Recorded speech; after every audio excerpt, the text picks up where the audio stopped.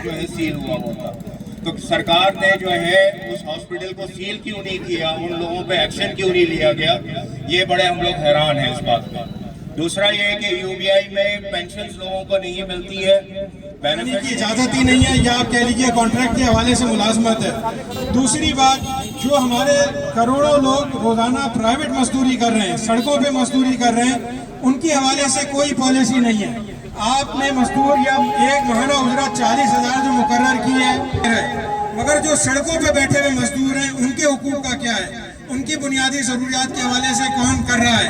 जो सड़क पे आज मजदूर है उसका तो बैंक अकाउंट खुलने के लिए भी कागजात नहीं, क्योंकि आप बैंक अकाउंट खोलने जाएं वो आपसे सारा जो है वो एग्रीमेंट और आपसे जो है वो मुलाजमत का मांगेंगे कि उसके आप सबूत दें।